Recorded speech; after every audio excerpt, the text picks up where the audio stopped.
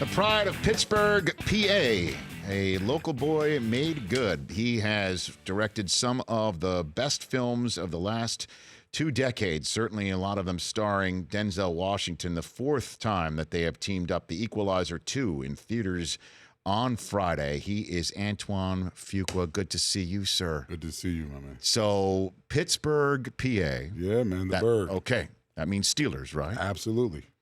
You did not stutter. Not even a little bit. Let's get right into it now. Your cousin is Frenchie Fuqua. Yep, that's right. Who had all those great shoes, right? And the goldfish in the shoes. The goldfish in the shoes? Yeah. Is like a childhood memory of yours, seeing the goldfish in the shoes? Yeah, absolutely. With the capes and the hats. You know, that was a bet they had, him and Franco Harris and all those guys, who could get the most attention by dressing up. And he won because he had the goldfish in his shoes.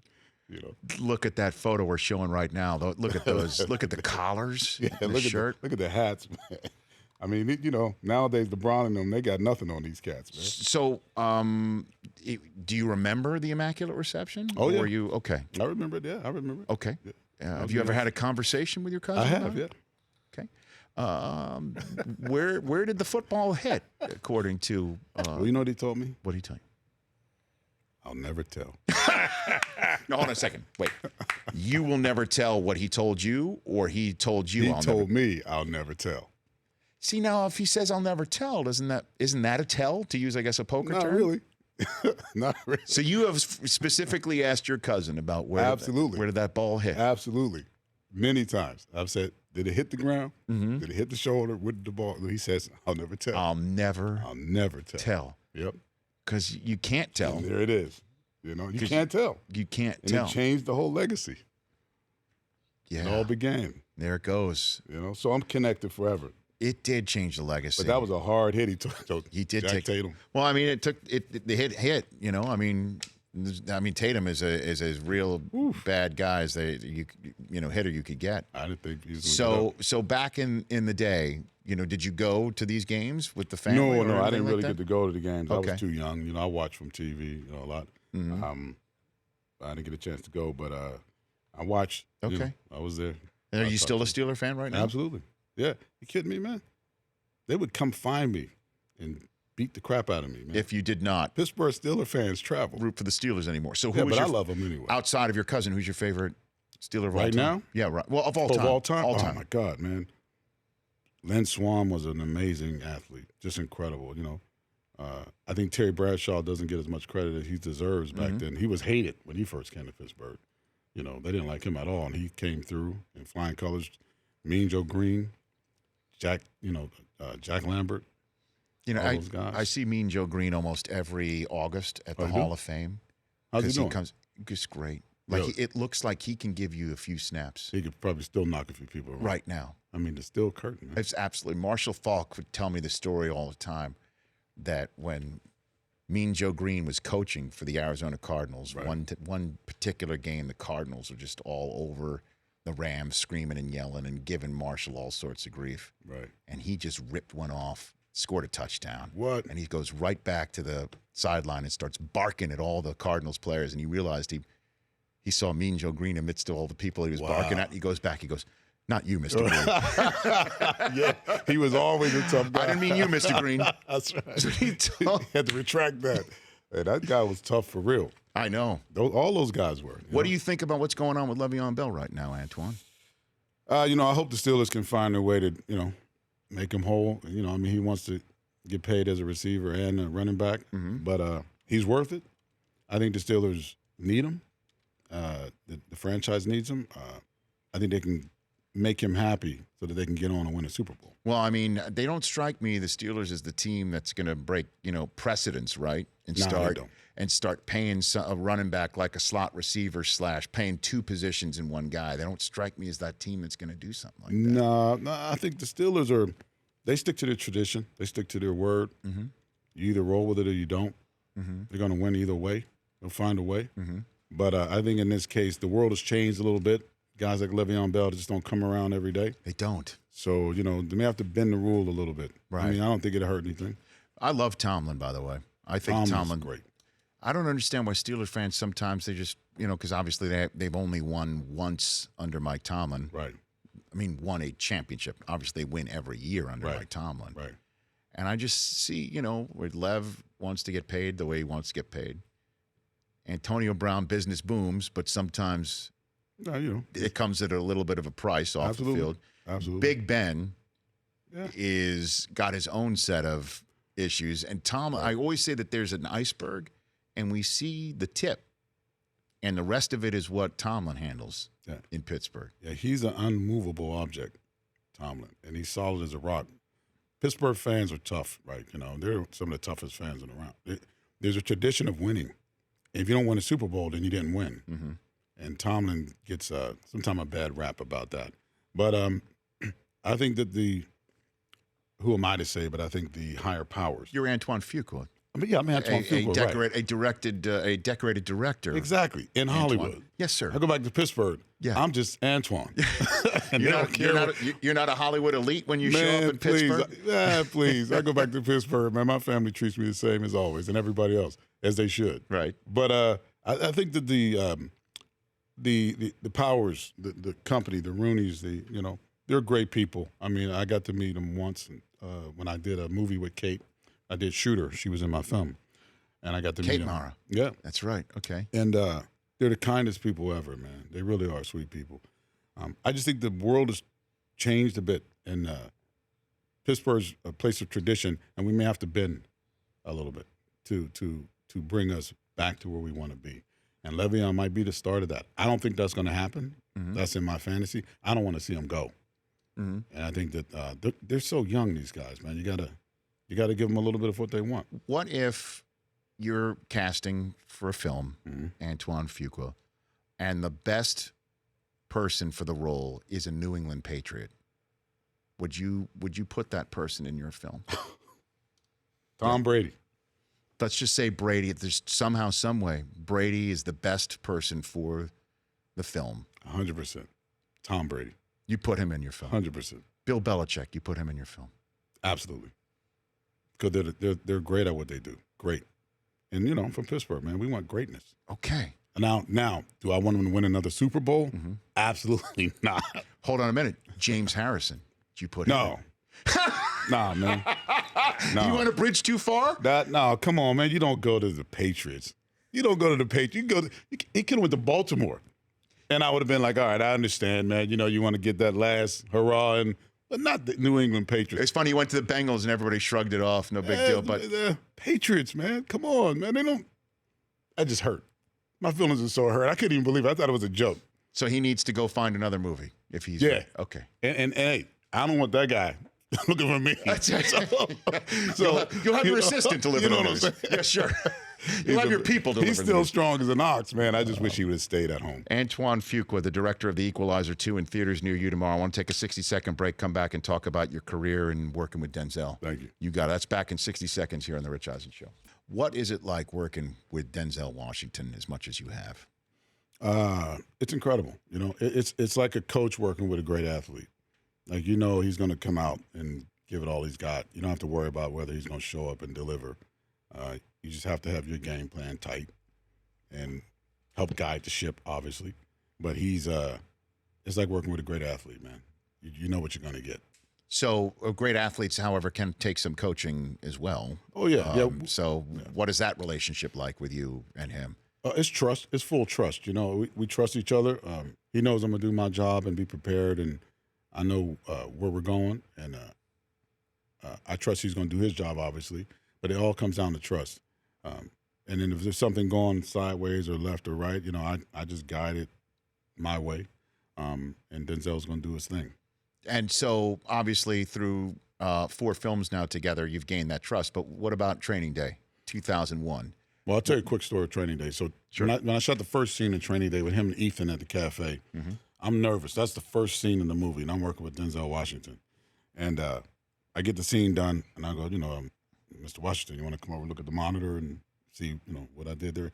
He goes, man, you directed this thing, man. Call me when you need me. And walked away and never, ever came back and never, ever looked at the monitor. Whenever I'm making a movie with Denzel, he doesn't come look over my shoulder. He doesn't question it or anything. He just walks away. So now the pressure's on me. So I'm standing there thinking, if a man like Denzel is trusting me, to get it right, and he's not questioning it, get it right. And so that sort of belief in me helped a lot. How old were you when you did Training Day? I was 30. When I shot the movie, I was 32. Jeez. Something like that, yeah. Wow. Yeah, when we got the Academy Award, I just turned 33, something like that. Yeah, it's amazing. Yeah, it was amazing. Great way to come out of the gate. It was amazing, man. It was amazing because I used to sit there with Denzel and Ethan, and I had my monitors. I walked away from the monitors and would sit on an Apple box and just watch them and talk to them. It was like being at theater every day. And I never looked through the lens except for setting up the shot. I set up the shot, and then I just sit there in front of them in the back of the car. We cut the car in half. Yeah. I had 3 or 4 different pieces of the car. And I would sit on an Apple box, and I would forget to yell cut sometimes. I would just sit there, and Denzel would turn around, start smiling, goes, "You gonna yell cut?" And I was like, "Oh, yeah." You know, all the time, man. Him and Ethan would just go at it. And really, a lot of that stuff wasn't on the page. So what was ad-libbed you got? What do you have for me on that front? Can I say it on the air? Well, I mean, it's... you know the word. Yeah. Right? Yeah. That was Denzel. I was sitting we're sitting in the car, and he just started laughing. He says, "My blank." Mm-hmm. And Ethan just busted out laughing. Mm-hmm. And I was like, "Yeah, keep that. Just keep doing it." And we kept doing it the whole movie. How about howling? Howling like a wolf? Yeah. No, he did that. He did that. Yeah. That came to him just like, I'm just going to howl. King Kong ain't got nothing on me. It just came out of him. We were there. That was not on the page? No. We were there that night. He gets so into the zone. He's in the moment. Mm-hmm. And he did it. And if you look at that shot, because I shot anamorphic, it's a buzz. It's a little out of focus. And he did it, and it was so powerful. He walked over to me and goes, "I don't know where that came from." He said, "I hope you got it," because that was it. I didn't have to get it twice. And I told my editor, Comrade Buff, I said, "Man, it's got a buzz in it, man. I can't use that shot." He said, "Nobody will ever mention it." And I said, "Nah, somebody's going to notice it." He said, "Never. It was so powerful. No one ever mentioned it, and it's buzzed." Well, director Antoine Fuqua here. I mean, that's part of what you've got to, because obviously you got to be a control freak. Yeah. Doing what you do, right? Yeah, you do. Okay. Yeah. Doesn't work at home, but and, yeah. And he no, right? But you got to be a perfectionist, and sometimes you got to give a little to get a lot, or to accept what you know can't be repeated, even with an all-time great, a GOAT like Denzel, right? That's right. Because it's a moment. And it's almost like when the moment happens, you can't even comment on the moment because then you've ruined the moment. Yeah. You know what I mean? Sure. So it's almost like you always have to be alert and prepared when something happens to make sure everything's in the right place to get it. And that's part of directing is, especially someone like Denzel, never to tie his hands. Put the cameras in places where you know you can capture those moments that are real. In Equalizer, there's a moment you'll see when he's with this kid, Ashton, who plays Miles. And it's a powerful moment. Again, it wasn't on the page. The scene is written on the page, but it starts to happen. And part of my job is to not miss it, to catch it and then know how to use it. Do you still forget to yell cut with him? Yeah. Yeah, I do, because I just, because it's all so technical until that. It's all technical, right? It's all cranes and cameras and lights and all this stuff. Right. And then it's the human quality in the relationships. And when that starts happening, there's times where it's just beautiful. And that's the reason you make movies. Antoine Fuqua here on the Rich Eisen Show. You've worked with Prince, correct? Yes. What was that like? That was strange. It was amazing, but strange, man. What was strange about it? Strange. Prince called me at 2 a.m. He flew me down there to do The Most Beautiful Girl in the World. It was minus 20 degrees. Mm-hmm. I get a call, 2 a.m, half asleep. He goes, "What you doing?" I said, "Who's this?" He says, "It's me." I said, "Who's me?" He said, "The boss." I said, "Who's boss?" He says, "Me, it's Prince." I didn't know his voice was so deep. This is the first time you'd spoken to him? Yeah. Yeah, because the record label said that he wanted me to do it. I mean, his manager. Right. Said he wanted me to come do the video and all that, so I flew down there to do it, but I didn't speak to him. He liked the treatment I wrote and all that, but I didn't speak to him. So deep, how deep? Like Barry, not like, Barry White deep? Yeah. Come on now. Prince's voice was deep. That was an act. He had a deep voice, and he could play basketball. That we knew, right? Yeah. We've heard about his legendary pickup games. What? That's right. He could ball, man, but he had a deep voice. Game blouses. Yeah, and I saw him coming up. So he called me 2 a.m. He said, "I'm ready to shoot." I was like, what do you mean? I got to get the crew ready, man. You mean like now? Yeah, like now I'm sleeping. It's minus 20 degrees. Yeah. He goes, yeah, come on, we can get it together. I was like, let me call everybody. I got everybody together. Went to Paisley Park. People everywhere. Beautiful women just lounging around, hanging out in Paisley Park. It was like a dream, man. And I'm standing, I'm waiting to see him. I said, so where's Prince? And there's these long steps. And I see this figure like Betty Davis, man, coming down with this red, see-through Paisley outfit, right? No underwear, by the way. Backlit. So Prince was, the Prince jewels? Oh, my God. He comes. You see the video, that's what he has on. He comes down the steps. And the hair and the face. And he comes down the steps, and it took everything in me not to, like, just bust out laughing, because I was like, are you kidding me? And he's like, I'm ready. And I'm looking at it, I'm going, oh, man, we may have to cover some things up, you know? Because he was like, no, I'm not changing. And of all the times that your camera couldn't have been out of focus. Yeah, it was, and he did it that way too. Oh, I just had the DP. I said, turn the light down low. No kidding. Down there. Yeah. And so, was he like a one-take artist? I mean, what was he was amazing, man. He got up on stage, and he just did his thing, man. An entertainer. I mean, his halftime show in the rain. We were talking about it earlier tonight, earlier on the show, in the rain at the Super Bowl. Yeah. And he was the only halftime performer. I want to call him an act. Right. Only halftime performer who did not take questions in a Q&A prior to the Super Bowl in a press setting. He said, I'm going to just perform 2 or 3 songs. And it was unbelievable. And tore the house down. He did. Well, here's the thing. People like Denzel. Mm-hmm. Denzel doesn't like doing press and all that stuff. He likes to do the work. He just did a 4-hour play in New York, Iceman Cometh. People like Prince, they love the work. You turn on your cameras, you turn on their mics, and the magic, it just happens. You know, it's something that's, it's a gift they have. And they're in the moment. It's like, again, you can't train Tom Brady to be Tom Brady, or Le'Veon Bell to be Le'Veon Bell, or Antonio Brown, or Lynn Swann, or any of these Michael Jordan. It's something in them that they have that's special. And I think that's the beauty of Prince. I mean, I saw that when I turned my cameras on, because he was a little guy, you know, he's a little short guy, and he had this whole thing. And I'm like, what is going on? Man, he got up on that stage, he was a giant. And my camera started moving around him, and I was just fascinated with him. So I've been blessed to work with those people. You sure have. And can't wait to see The Equalizer 2 in theaters tomorrow. Just the latest, but you and Denzel back at it again, just as good as ever. Thank you, man. It's great to see you. It's great to see you. Let's come back when your Lakers start playing with LeBron, or is it your Celtics, because you've been in Boston so long shooting the Equalizer You know what, man? movies? I'm conflicted, but those Boston boys are pretty tough. They are real. They are very real. I love those kids, man. Tatum is no joke. They're no joke.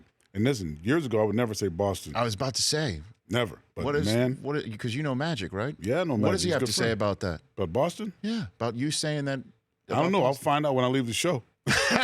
He's just down the street here in El Segundo. Be careful. I know. Okay. He's a good friend of mine. But LeBron is a monster. And so, you know, I wanted Kawhi to come too, just to be out there. I wanted Kawhi. Okay. You know, my prediction, Kawhi would do a year and come to the Lakers. Yeah. By the way, you make it seem like he's serving a sentence. I'm just saying. You know, well, sort of. He'll serve a year in Toronto. He's going to go in Toronto, do his time, come to L.A. Well, be careful. They got a big film festival up there, and I want you to I love Toronto's film festival. It's a beautiful city. I want Kawhi in L.A. I got it. The Rich Eisen Show, weekdays at noon Eastern on Audience.